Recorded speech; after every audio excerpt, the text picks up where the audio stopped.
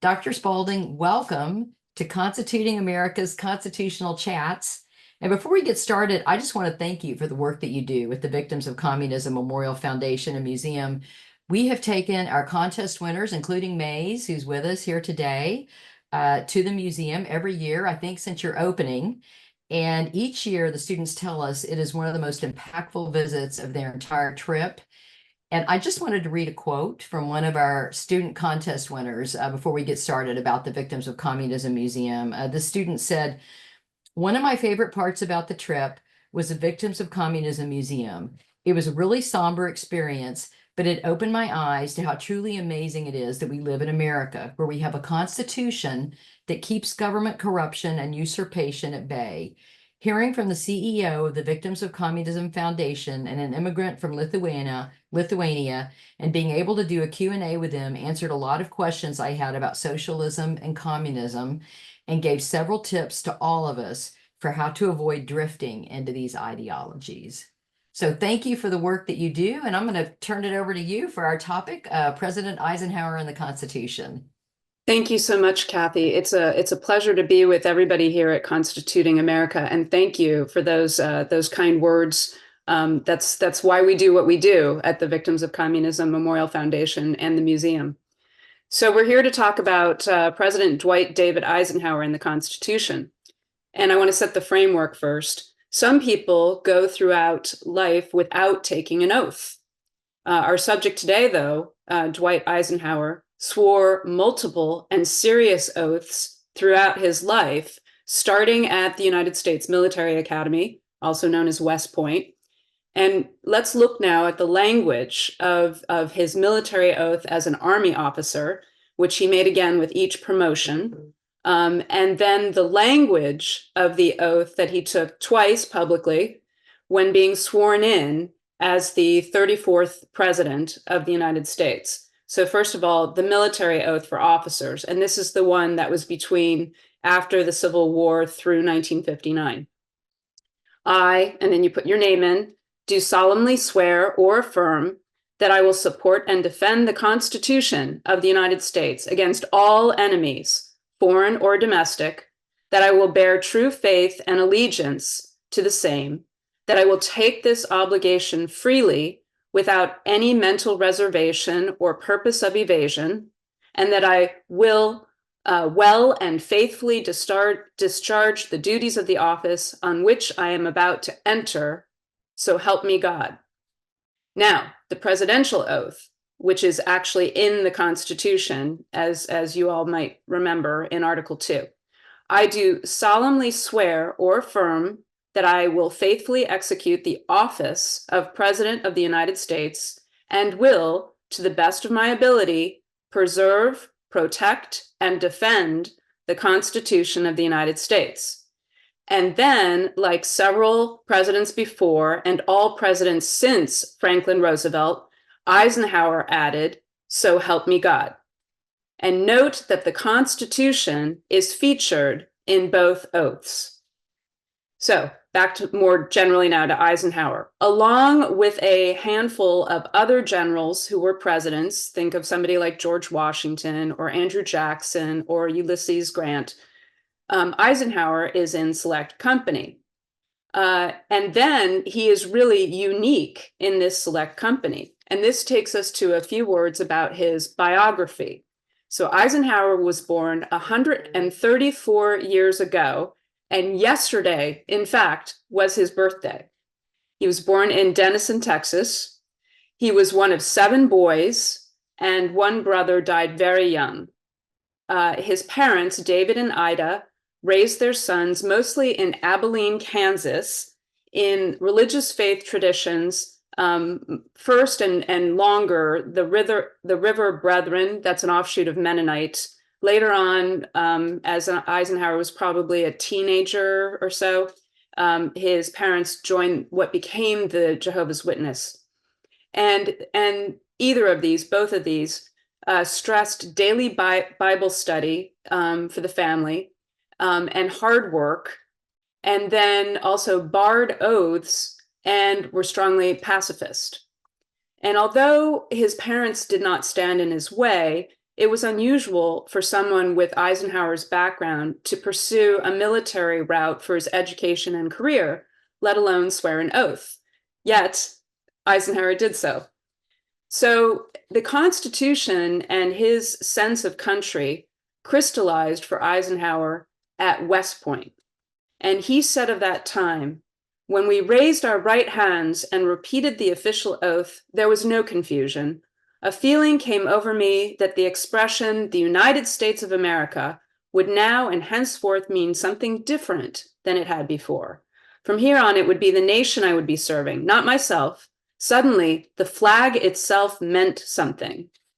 Eisenhower graduated in 1915, and he was almost in the top third of his class academically and the bottom third of his class in terms of discipline. And he and his fellow graduates were later known as the class the stars fell on, because so many of them rose to the rank of general in World War II or the war in Korea, or in the Cold War generally. In the 1950s, Eisenhower again swore rather than affirmed in his oaths. He added, as I said, "So help me God," to the oath at his 1953 and 1957 inaugurations. And then that becomes standard. We still have that today. Eisenhower is also unique as the only president to be baptized in office. It happened his second Sunday as president when he was baptized into the Presbyterian Church. And this occurred against a larger backdrop of a religious awakening in America in the 1950s. So at the very beginning of his presidency, Eisenhower said his own prayer that he composed before giving his inaugural address. During his presidency, he wholeheartedly approved Congress's addition of "Under God" to the Pledge of Allegiance. He promoted the National Day of Prayer. He started the National Prayer Breakfast. And he also approved Congress making "In God We Trust" the official motto of the United States and putting that motto on paper currency. And Eisenhower saw no constitutional issues with any of these actions. In fact, he thought they were all very constitutional. Eisenhower is well known as a strong Cold War president. Like his predecessor, Harry Truman, he believed that in the Cold War, communism was the aggressor against the rest of the world. In this view, and that of most Americans and their allies, the Cold War was fundamentally a conflict between good and evil, between right and wrong, between faith and atheism, between freedom and tyranny. After World War II, Americans agreed that they did not want a World War III, right? No World War III. As the Soviets and then the Chinese communists spread their totalitarian ideology, Americans also agreed that they did not want the world to become communist. To recap, so that means like the majority of his countrymen, Eisenhower did not want America to lose the Cold War to the communists, and he did not want World War III. We have to remember that Eisenhower very much benefited from being who he was. Pretty much the most popular, well-known, and beloved American after the death of FDR. His biography and his experiences went into and shaped his statecraft as president. He was General Dwight David Eisenhower before or at the foundation of being President Eisenhower. He even brought this kind of gravitas to his understanding of foreign policy. And we want to keep that in mind, I'm sure, as we do our discussion later on. He said he was offering a new look in foreign policy. It was not always new, but it was Eisenhower's take on strategic containment of the communist threat. And this approach relied both on what had been done before his administration in US foreign policy at the end of World War II and in the beginning of the Cold War, and then, as I've said, on Eisenhower being who he was. Eisenhower carried on the constitutional practices of the president in foreign policy that had been established by his predecessors. He did not push boundaries as far as Franklin Roosevelt had in World War II, but Eisenhower also did not hold back in the circumstances of the Cold War. And he really looked upon the president as the single unitary chief executive and commander in chief. Another large area with respect to the Constitution in Eisenhower's presidency was civil rights. And we can talk about this more, but we just want to keep in mind that from today's perspective, Eisenhower did not always step out ahead on civil rights. He believed that integration required change in people's hearts and minds and said variations on this from time to time. And he thought all of that would take time. But he always enforced laws. And to him, the Constitution mattered on this too. So we can talk about that more. And on the hearts and minds front, he invited a Black opera singer to sing the national anthem at his first inauguration. And then he had actually the Black contralto singer, Marian Anderson, as many people know from clips, sing the national anthem at his second inaugural. And in between these two inaugurations came that famous Supreme Court decision in 1954, Brown versus the Board of Education of Topeka, which reversed separate but equal in public schools and deemed segregation there to be unconstitutional. And I assume we can talk a little bit more about that too. So the Constitution and his country were central to Eisenhower, a true American patriot. On his deathbed in March 1969 at Walter Reed Hospital here in Washington, D.C., Eisenhower reportedly said words to the effect of, "I love my wife, I love my children, and I love my country." And then he said, "I want to go, I'm ready to go, God take me." So that gives us a bit of an opening here to then have enough time for discussion. Wow, thank you for that great overview. That was, and I love how you opened with the oath, the military oath and the presidential oath. And I think that we're going to go to Jewel next. Wow, Eisenhower is remarkable. Could you tell us a little bit of, you said he was extremely popular. Was it from his personality, his achievements as a general in World War II? What were some of the things that led to his being seen as competent and popular? Right. Well, it's a combination of factors, but World War II was a major reason, and he is forever associated with Operation Overlord and with the Normandy, with the Battle of Normandy. And he had been somebody who was prepared for this. If World War II hadn't happened, it looked as if Eisenhower was actually not on the trajectory to become a five-star general. He was kind of maxing out. But things leading into World War II brought him to the attention of especially another great general, George Marshall. And George Marshall is known as the organizer of victory in World War II, the architect of victory, doing things especially from the administrative DC side of things. And Eisenhower proves himself to Marshall, and then Marshall sends him out and gives him all of the European command in World War II. And then that is a turning point in the war, right? Operation Overlord and Normandy are so important. And if people know little about World War II, they knew that. But of course, people at the time were following much more about World War II. Eisenhower was also somebody who spoke publicly and became known for being both competent and likable. So this whole expression about "I like Ike" was before he ran for president in 1952. People were already saying "I like Ike," and you can ask me if you want about why it's Ike, but it was really World War II that sets him up. And like I said, after Franklin Roosevelt's death in 1945 in April, it's not as if there weren't other admired people in the country, including General Marshall. He was very much esteemed, but Eisenhower was probably number one in terms of people's hearts of who they looked to after the death of Roosevelt. Yes, please. Why Ike? So it's a nickname generally for the last name, Eisenhower. And so all of the Eisenhower boys would get called Ike, like Big Ike, Little Ike. They would just, it was their way, their handle. But the one that it stuck with all the way into adulthood was Dwight Eisenhower. Oh, it's so funny.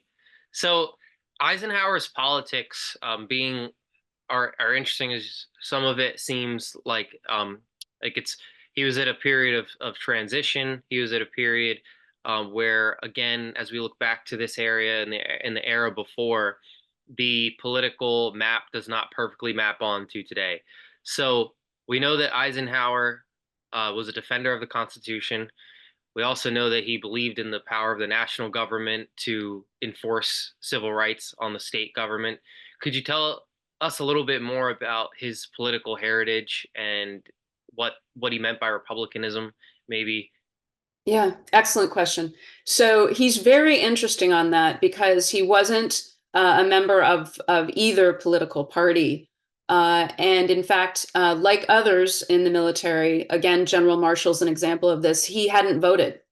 He was somebody who, I'm in the military, I'm an Army guy. So when he looked at what was going on, he was courted by both parties. Both political parties wanted him. President Truman actually approached him quite seriously in 1948 about being on the ticket with him, and Truman was a Democrat. And Truman said, "I'll even be your vice president if you want to do this." It got that serious. Of course, the Republicans wanted him too. Among his siblings, his most political brother was a Republican and more conservative. So he would have been having these kinds of conversations with family members. And so when he looked at what was going on, and also what was going on, as he explained in the Republican Party, the main spokesman was Senator Robert Taft at the time, who was very much a constitutionalist, but also had some isolationist tendencies, some of the things that were left over from the interwar period. And so Eisenhower wanted to make sure that America stayed appropriately involved in world politics after World War II, in the Cold War. The Cold War was a real thing. He knew that it was going to be a prolonged conflict. He says that many, many times. And so he decided, I'm somebody who doesn't want big spending, so I'll go ahead and join the Republican Party. I like balanced budgets. I'll join the Republican Party. I think that they capture more what I think about domestic issues. But that said, he wasn't. He was, I guess, what we call today more of a moderate Republican, because he didn't go into office to dismantle what had been set up, especially in the New Deal. And so he said, okay, I want a balanced budget, and he did it several times when he was president. But he kept the system going, the newer kind of way of doing government that Franklin Roosevelt and then Harry Truman had set up with the New Deal and the Fair Deal. And then it ends up being a period of prosperity. So a lot of people are okay with what he's doing, because although there are some ups and downs economically, the 1950s ends up being a very good time for many Americans. And they attribute some of that, of course, to the president. The president always gets the praise. He gets the blame too, but he gets the praise. I have two more questions. So the first one, what was there was a movement in that era, maybe it was coming off of World War II. Where did the making sure that we got God back into our language as a nation, where did that push come from, and how much was Eisenhower himself responsible for some of those things that you mentioned that are indelible at this point, whether it's the pledge and those other things you mentioned? Right. So I mentioned that there was this great awakening. We've had several during the course of American history, but there really was another great awakening in the 1950s in America. And church attendance goes up from, I think it's, almost 50% at the end of the 1940s, to by 1960, probably, 70%. It goes up like 20% in terms of attendance. So It's also the time of, if you remember the name or have studied Reverend Billy Graham and these crusades, and it was going on everywhere, but you really have the rise of a lot going on with evangelical religion, right? Catholics have their own people that are doing important things in the 1950s too, but you have that going on. And then as a result of World War II, you'd also had both Catholics and Jews brought much more into the American public square through their service in the military. And Catholics especially made up, I think it was about a third of the armed forces during World War II. So between that and then what World War II was about, you just have this explosion almost of so many people saying, okay, I believe, I can talk about it in the public square. And so that's in the air, so to speak. Then Harry Truman started and Dwight Eisenhower continued the understanding of the Cold War as this battle, like I said, especially of in all ways of opposites, but including basically, believing God, religion versus atheism, because communism is based fundamentally on a rejection of the transcendent. It's based on atheism. So that means that those two presidents were looking for ways to encourage faith.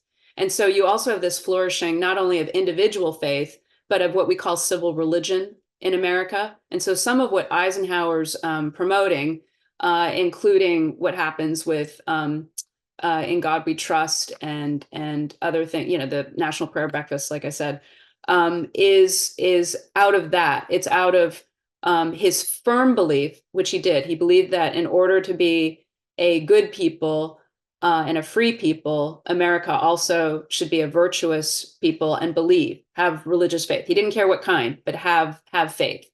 But also he thought that there should be some way to knit everybody together. And that's the civil religion part, right? That you would be beholden to something bigger, both God and the Constitution. It's apparent too, because if you look back at that era, there's a palpable, like almost a re-establishment of an American culture.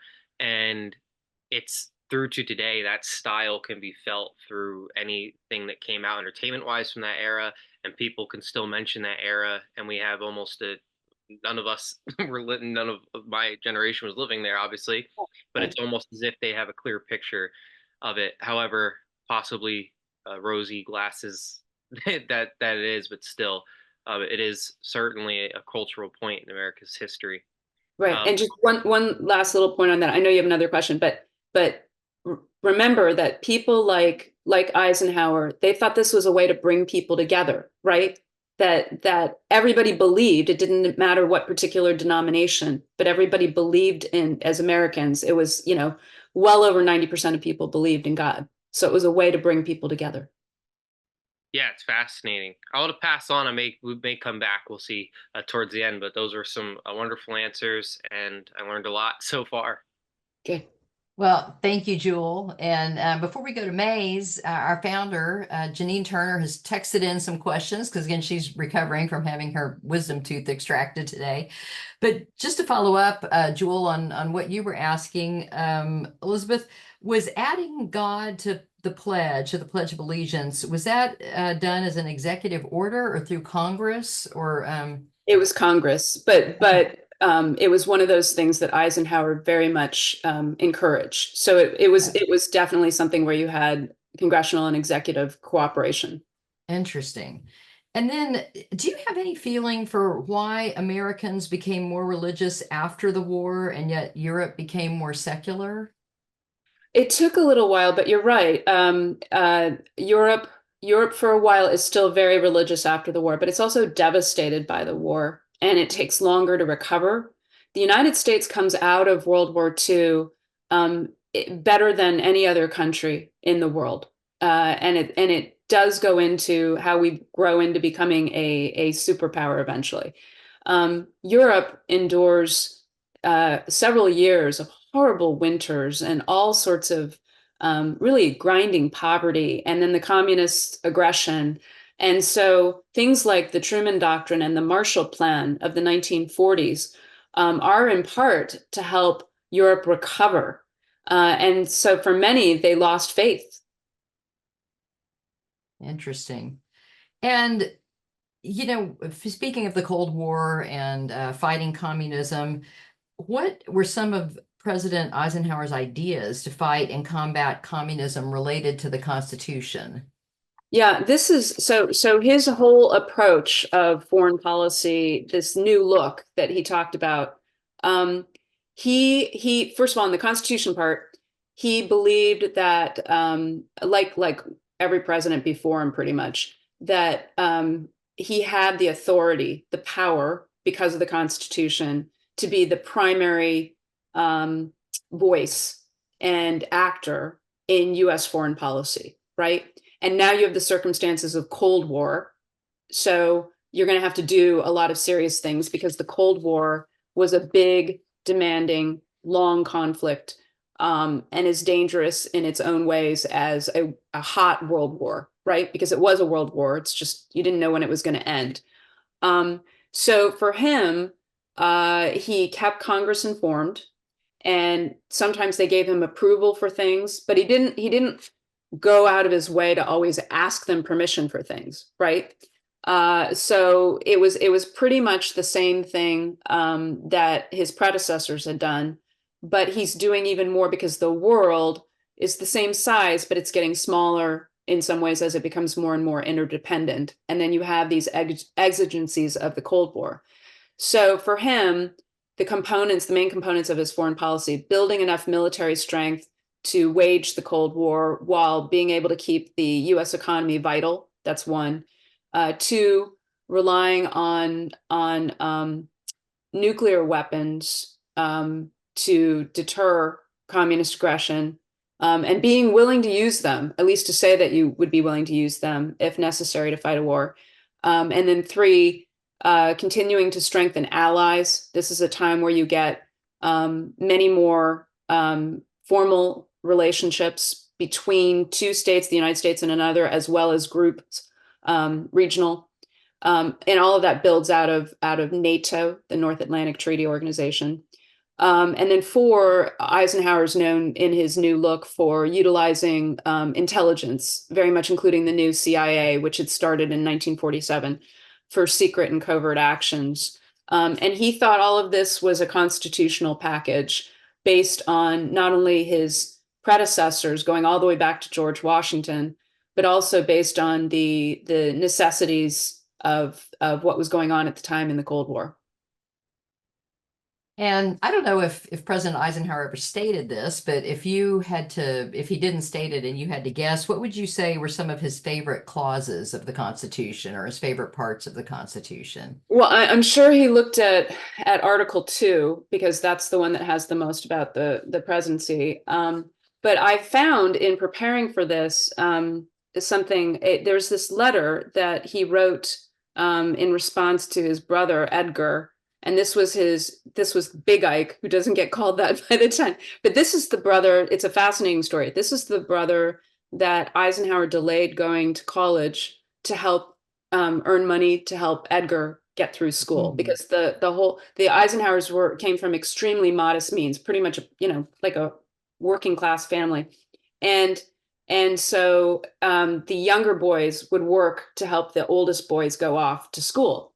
So Edgar, Dwight Eisenhower works for years to help Edgar get through college, and it's to the point where when Eisenhower wants to go to the Naval Academy, he's too old, because he's worked to help his brother. So he ends up at West Point in part because of that. He hasn't aged out to be accepted to West Point. But anyway. Edgar was a public critic, not just a private correspondent with his brother when Eisenhower was president. And in 1954, a huge year, including a Brown versus Board, he's written something to Eisenhower, and Eisenhower writes back, "You keep harping on the Constitution. I should like to point out that the meaning of the Constitution is what the Supreme Court says it is. Consequently, no powers are exercised by the federal government except where such exercise is approved by the Supreme Court, the lawyers of the land." And then he goes on to say, I admit that the Supreme Court has in the past made certain decisions in this general field that have been astonishing to me. A recent case in point was the decision in the Phillips case. Others and older ones involved interstate commerce. But until some future Supreme Court decision denies the right and responsibility of the federal government to do certain things, you cannot possibly remove them from the political activities of the federal government. So he talks about this is part of the reason why he is so much for moderation in government. And he explains this position to his brother. But there you get it. The document mattered to him, and he swore, an oath to uphold it, to protect it, depending on which oath, right? To preserve, protect, and defend. But he also believed in the branches of government, separation of powers, and thought that the Supreme Court had its particular role to play. And that's something that, we often have these discussions about what's the role of each of the three branches. And definitely Eisenhower understood there were three independent branches, each doing its job. Great answer, and love that letter exchange. And again, I want to remind our audience, these are Janine's questions that I'm reading that she's texted in. She's had a tooth removed today. But Janine was also wondering about the battles, the Operation Overlord, the Allied invasion of Normandy, and President Eisenhower's role as that, as General Eisenhower, I guess, the supreme Allied commander of that. Could you talk a little bit about his role in that, in the invasion of Normandy? He was central to deciding that it would be Normandy and not another location. And also then the whole strategy to make it unclear to the Nazis where the landing would be, that was Eisenhower was right there. And then he was very much the person who decided the planning, the logistics, who and where, the different beaches. He's working with his counterparts, especially the Brits, to make it all happen. And then he's the one that decides it's a go. And so some people may remember or have read about the weather was a major factor. This is June 1944.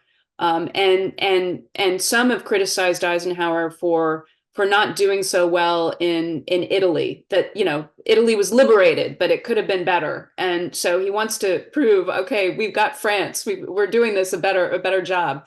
And so it's fascinating to read about his judgment about the weather, and he does pray about it.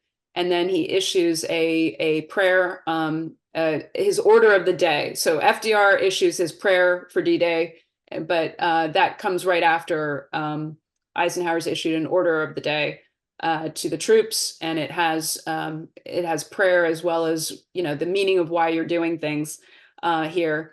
And then just to close this out, one of the great Eisenhower lines, perhaps of all time, is somebody, I forget what the context was. Somebody says something to him about a problem and the weather, and he says, "I haven't worried about the weather since June 1944." Which I think is, that's like a top 10 line, right?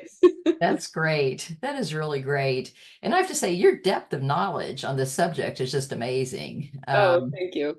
So it's really, and Janine, thank you for those great questions that you texted in as well. Feel better soon. Yes, we do hope you're feeling better soon. So I'm going to turn it over to Maze Gusa.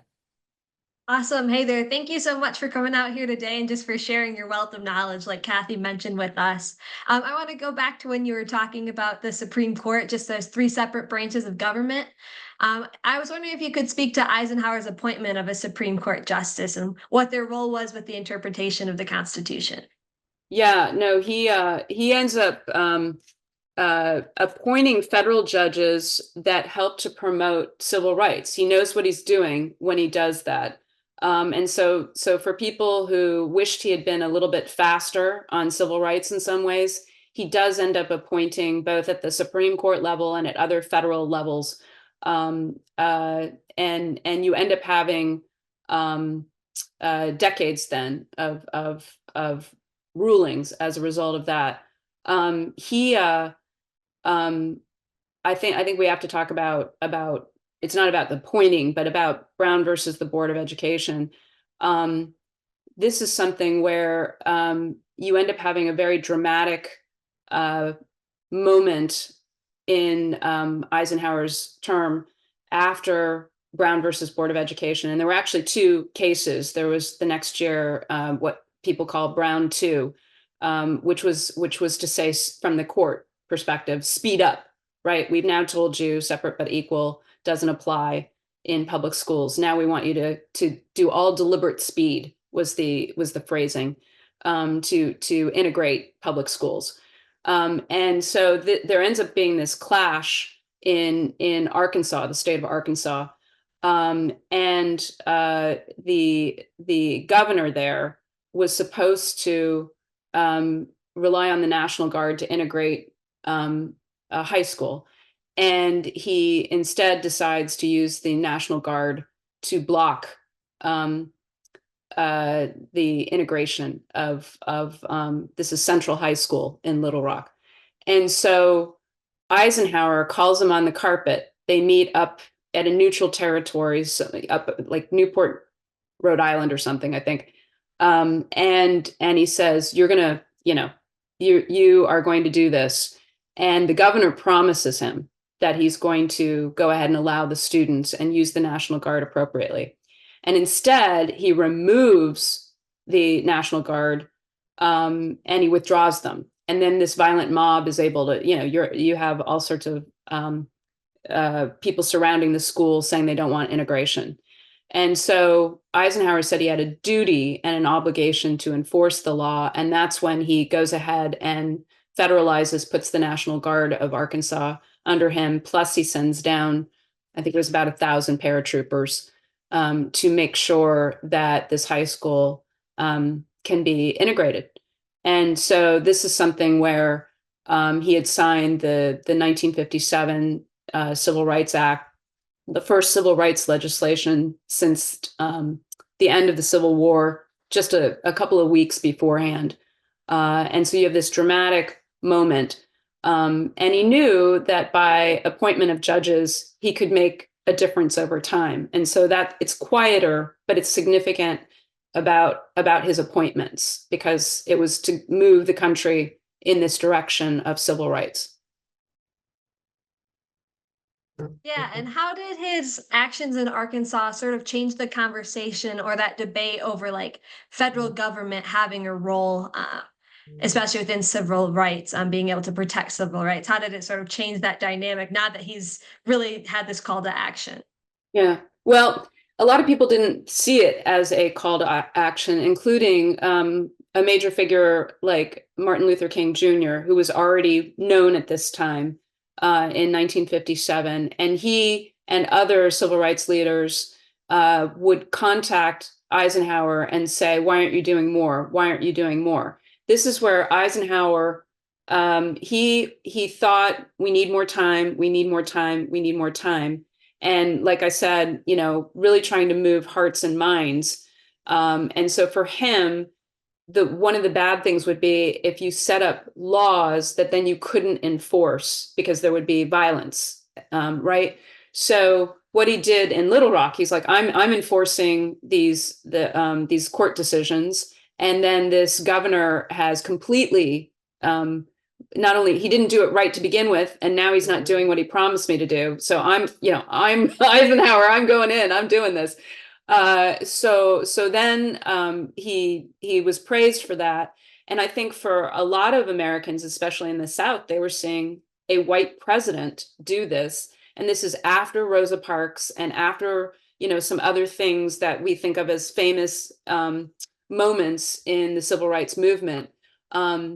There are some who criticize him. He met once, not more than once, with Martin Luther King Jr. and other civil rights leaders. But he met with them, and I think that he was, somebody who was born in Texas, raised in Kansas, was in a segregated military until the end of his career, and then he was looking for ways to encourage change without upending everything. I mean, it's not easy. I don't have a quick easy answer here. Oh, awesome. I think you did a great job covering it ever so briefly. I want to shift gears a little bit and talk about, you mentioned he believed in a balanced budget. Um, Kind of where did that belief come from? Did that root belief stem from a belief in the Constitution? Why was he so passionate about a balanced budget throughout his presidency? I think some of it does go back to who he was and his biography and his experiences growing up, where it was hand to mouth. I mentioned he and his brothers would work, and they would help the family out, and they, all those boys end up being the ones that survive, end up being very impressive in their careers. And I forget if all of them went to college, but they go on to be very important people in their own right. And so he sees a prudent stewardship of money as something that's very important, right? And so he carries that with him. And then in the military, he always talks about how are we going to be effective? How are we going to be efficient? And I think that carries over into his understanding, frankly, of money and budgeting, that it doesn't just have to do with plans, right? For something, for example, for a battle plan. And then he was concerned about the growth of government, and he didn't, like I say, try to dismantle the New Deal, but he didn't want it to expand and go into debt to do it, right? So for him, if you're going to have government do these things, it should do it by staying accountable to its budget. And he tried every year to have a balanced budget, didn't.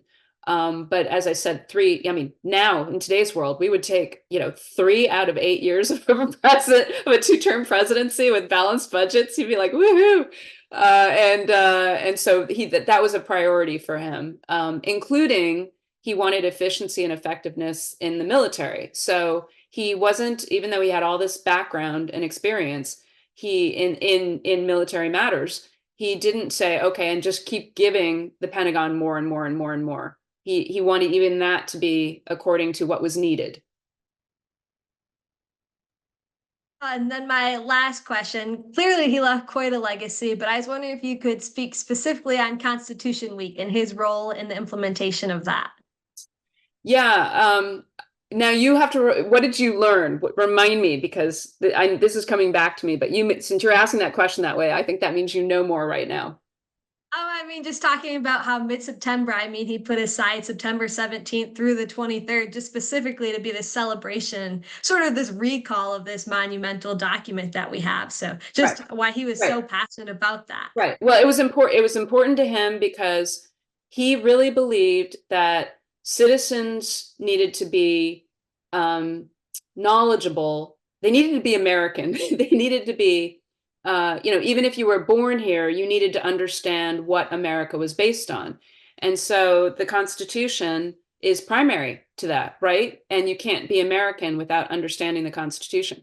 He really looked at the calendar. He was somebody who thought it was important to put things on the calendar. And so since he had that day, he could go ahead and say, okay, this is what happened in the 1780s. We're going to go ahead and, remember it and put it down. And he did not only that week, but also he's the one, it was toward the end of his presidency, Captive Nations Week, to commemorate those who are held at the time and still are under totalitarian rule. And at that time, it was all communist. And so these things were important to him as a way of encouraging proper citizenship too, as well as knowledge and understanding. Yeah, thank you very much. That's all I have for questions. Thank you for all your wonderful answers. You're welcome. Thank you, Maze and Jewel and Janine. Great questions so far. And before we go to the audience questions, we want to welcome our students and teachers who are watching today. And we want to welcome specifically Hope Mucklow, who we know has homeschool students watching.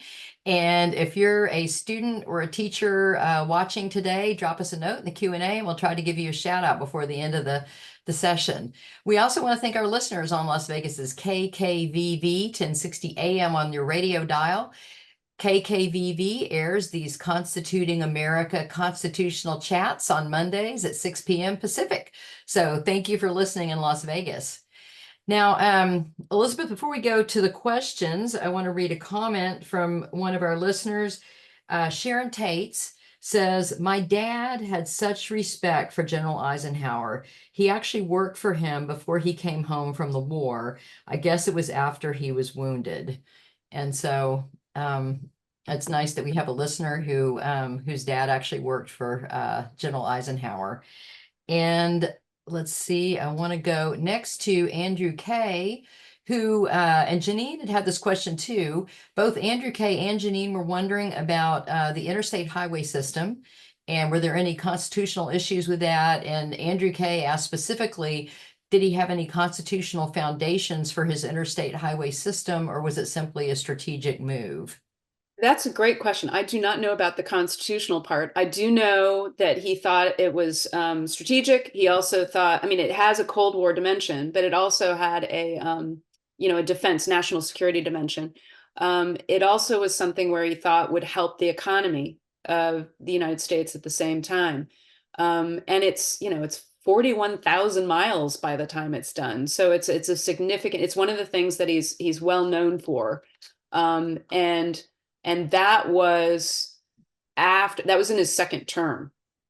So that's when he launched the interstate highway system, which is just, he had so much going on. It was a very packed 8 years. And so some people might say, why did he take that on as well as other things? Sorry.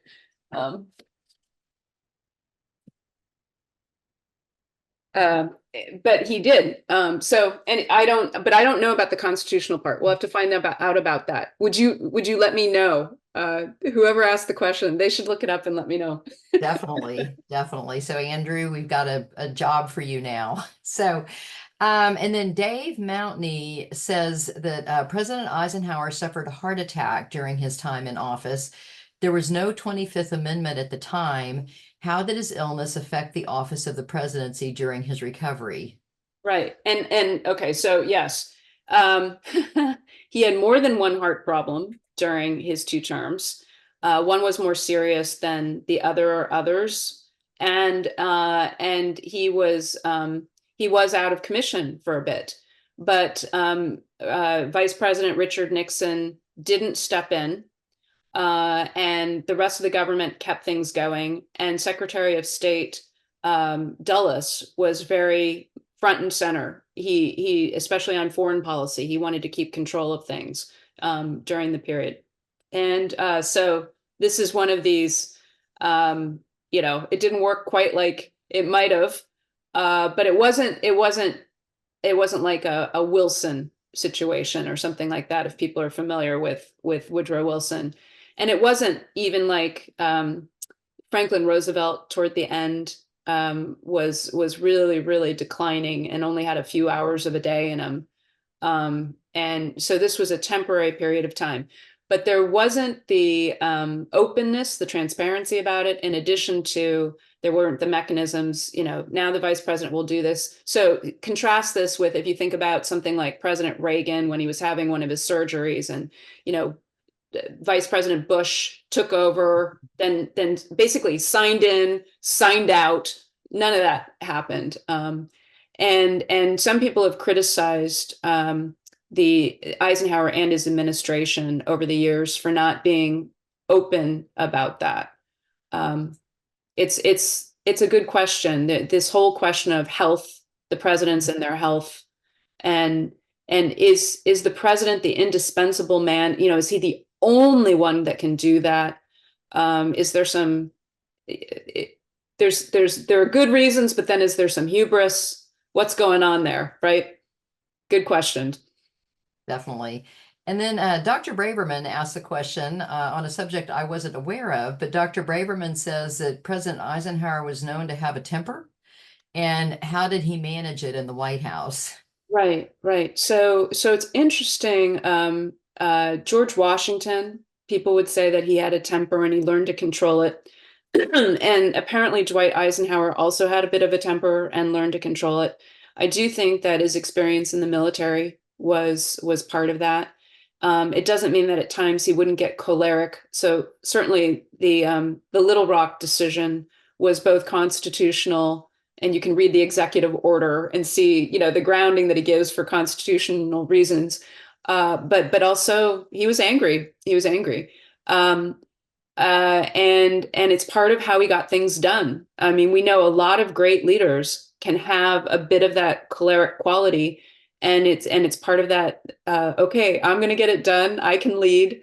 It doesn't mean you want too much of it, and he did learn to keep it under control. And I do think that. Well, I think both the military and then also he married young after West Point, and Mamie and he were very close. And I think that having his wife like that helped in his own maturation. And then they lost one of their two sons as a toddler. And I think that was so very devastating. But I think it helped always put everything in perspective for Eisenhower as well, even though it was so hard for him. Yeah. And then Susan Yates gave a comment that this past year, she says she was able to visit the Eisenhower Library, and she never realized it was all about them. And maybe she means both President Eisenhower and Mrs. Eisenhower. However, the upstairs display was very interesting, and I remember some of it from my childhood, she says. His boyhood home and chapel were also interesting, well worth visiting if you're driving on I-70 across Kansas. Have you been to the Eisenhower Library? I have not. It's on my bucket list. I've been to other presidential libraries. I've researched at a couple of them. But I would very much like to go to Eisenhower. I've seen pictures and I've heard people say it's great. And I've also talked to people who have researched at it for periods of time and say that it's a great place to do that kind of work too. That's great. And then Julianne Smith asked, what was his life like after he left office? What roles did he take on? What was he known for after he left? Yes, he did retire. So he remained an informal advisor, and both President Kennedy, President Johnson, President Nixon, they all talked with him about things. He campaigned for Nixon in 1968. He also campaigned a bit for him in 1960, but he was probably more positive in 1968 than he was in 1960 because he had actually tried to get Nixon off the ticket a couple of times in 1956. So he stays a little bit involved in politics, and he does talk with presidents about major issues in foreign policy and gives his advice. But he retires and goes to Gettysburg, is involved with Gettysburg College. And then he spends more time with Mamie, and they had been together for, she had moved all those times with him earlier in his military career. Then they were separated for World War II. The longest period of time the two of them before retirement had been together was the 8 years in the White House. So they enjoy their time together. And he's pretty healthy up until about the last year of his life. And then the heart problems really start giving him issues, and that's what he dies from. Well, and Dr. Spalding, this has been a great show, and we just appreciate so much you sharing your knowledge with us. And I know I learned so much about President Eisenhower and the Constitution that I didn't know before. I just want to toss it open real quick to any of our panelists to see if you have any closing comments. They're quiet today. It was a great show. We thank you for being with us. You're And I welcome. can see Jewel just unmiked. Jewel? Yes, thank you so much for this great show. Eisenhower is so interesting. Every time us in the audience are going through these presidents, we learn so much. So thank you. And it's well worth it. I mean, to read about these presidents and learn about them and think about what they would offer us today. Definitely. Definitely. And we want to thank our audience for the great questions and being on, and invite you to come back next week. We're going to be talking about President Reagan and the Constitution. So again, thank you for joining us, Dr. Spalding. You're welcome. It was a pleasure to be with you. Thank you. Bye.